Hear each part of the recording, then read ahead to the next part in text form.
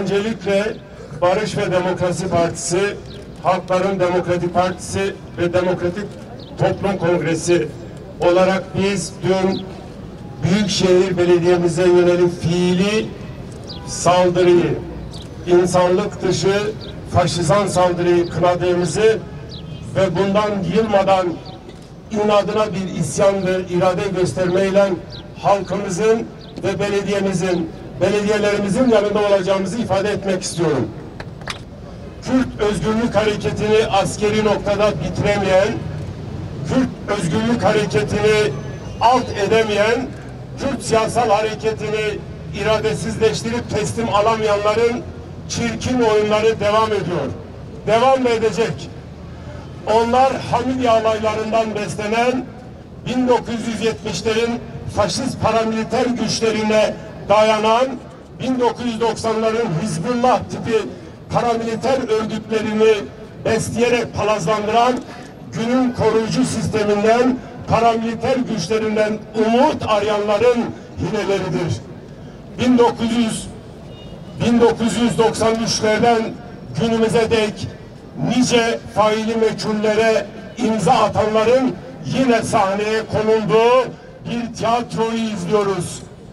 2012 Rojava Özerk Kürdistan'ını siyaseten bitiremeyenlerin, diplomasi ve hukuka sığınmadan ona rağmen çeteleri besleyerek alt etmek isteyenlerin Hizbullah gibi paramiliter güçlere ihtiyaçları var. Nasıl ki Rojava'da El-Kaide, nasıl ki Rojava'da El-Nusra, nasıl ki Rojava'da çetelerle Kürt Özgürlük Hareketi'nin üstesinden gelme arayışıyla IŞİD'i palazlandırıp Musul'u, Başur'u, Rojava'yı işgale kalkıştılarsa, Bakur'da engelleyemedikleri, öteleyemedikleri, iradesizleştirip teslim alamadıkları bizlere karşı yeni oyunlar, yeni hileler düzenliyorlar. 3 aydır Büyükşehir Belediye'mizin önünde güya çocukları PKK tarafından kaçırıldığı iddiasıyla oturtulmak istenen ailelerden başlanan bir hiledir devam ediyor.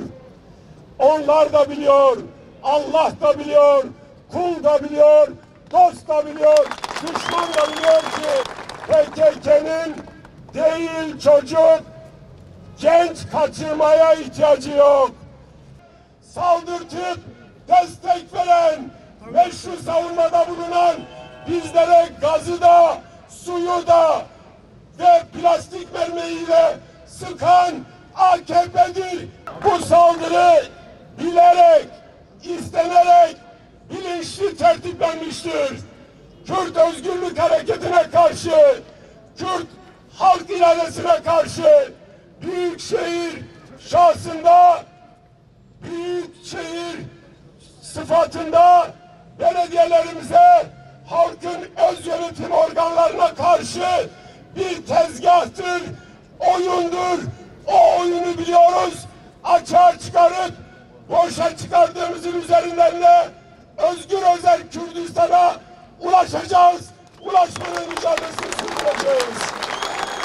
Büyükşehir Belediye'mizin hizmet sınırının il sınırına kadar genişlemesiyle birlikte Büyükşehir Belediyesi ulaşım planı gereği ve halkın yoğun talebi üzerine diğer ilçelerde olduğu gibi Sinyan Diyarbakır arasında ulaşmaya yönelik yeni çözümler geliştirmiştir. Büyükşehir Belediye'mizin ulaşmaya dönük yeni çalışmalar başlatmasının an nedeniyle halkın kaliteli hizmetten faydalanmasıdır. Bu amaç doğrultusunda Büyükşehir Belediye'miz ilçeler ile Diyarbakır arasında bir süredir yolcu taşıma amaçlı otobüs seferleri başlatmış bulunmaktadır. Büyükşehir Belediye'mizin ulaşmaya yönelik geliştirdiği yeni çalışmayı kendi menfaatlarının aleyhine gören bazı çıkar amaçlı gruplar ve bir takım çetevari yapılmalar ile buna karşı çıkan Silvan Minibüs Hattı Kooperatifi ile bazı dolmuş sahipleri ve şoförleri halkın hizmet kalitesinden faydalanmasını engellemeye çalışmaktadırlar. Bu kesim kendi çıkarlarını halkın çıkarlarının önünde görmektedirler. Bu kesimler dün itibariyle Büyükşehir Belediye'mizin bu hizmeti başlatmış olmasından dolayı bir araya gelerek sopalarla belediyemize fiili olarak saldırmış bulunmaktadırlar. Polislerle birlikte belediyeye saldıran bu çeteyi nefretle kınıyoruz ve lanetliyoruz.